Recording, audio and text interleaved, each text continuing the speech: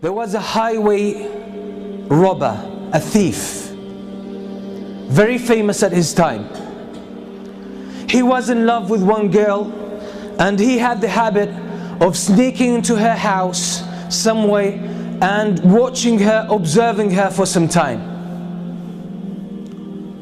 And in night, he would go and attack caravans, Hajj caravans, travelers, and he would strip them of their property and their wealth and their belongings.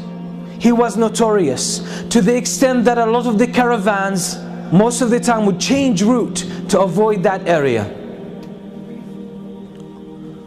One night he climbs up the wall of the house of that girl that he loves, and he sneaks into the house, and as he was making his way into the house, someone was praying Qiyam al-Layl. Someone was standing before Allah subhanahu wa ta'ala and praying at night alone, reciting the words of Allah subhanahu wa ta'ala, أَلَمْ يَأْنِ لِلَّذِينَ آمَنُوا أَن تَخْشَعَ قُلُوبُهُمْ لِذِكْرِ اللَّهِ. Hasn't the time come yet for the believers that their hearts pay heed and feel humility to the words of Allah? Hasn't that time come yet?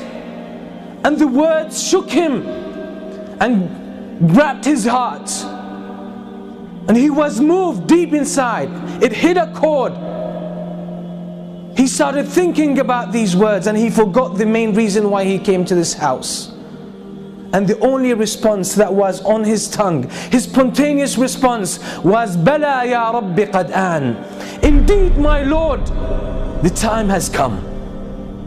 And that moment he changed. So he went out of his house, roaming aimlessly, contemplating his life, contemplating his past, his behavior, his reputation, and his future, and his relationship with Allah. He ended up with a group of people who gathered together, and they lit a fire, and there were travelers, strangers. He asked their permission to join them. He sat with them, and they were disputing whether to spend the night there or to carry on their journey. And one of them said, we should stay here because there's that famous thief, that famous robber. That's his area, and if we carry on traveling, he might jump on us, and we'll be in trouble. So let's spend the night here, then we will set off in the morning. And the name they mentioned, the name of that thief, was this very person. It made him think to himself, what did I do that people fear me that much? What kind of curse I have become to humans, to humanity, that people don't even feel safe about their lives and about their property because of me. All of this made him question his life, question his way of life. And then he made the decision that I will change, because it's my responsibility.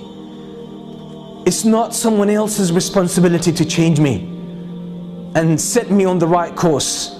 It's my own initiative, and if I don't take it,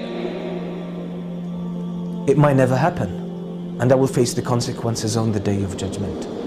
And that's exactly what he did, and he became one of the famous scholars, one of the famous worshippers in the history of Islam, and that's Al-Fudayl ibn Iyad.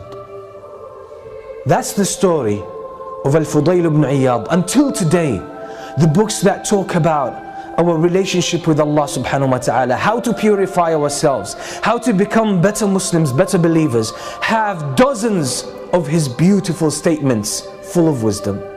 Who was one day a thief, famous one.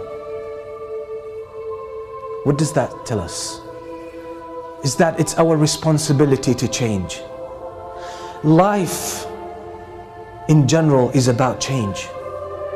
The whole story of life is a game of change. You will never be the same person next year. You'll be different. But the question is, which direction have you taken? That's what Imam Shafi'i used to say. There's no standstill in this world. There's no standstill in this life. You can't stay who you are. You're either moving forward or going backward. So if you are not keen about moving forward, you'll find yourself going backward. Because if you don't change yourself, Shaitan is working full time to change you. That's his vow. That's the goal of his life. He dedicated his whole life for you, just to destroy you, to make sure you end up in the hellfire. So if you don't counter that, his momentum will carry you, or you will get carried away, and he will take you in the direction he wants.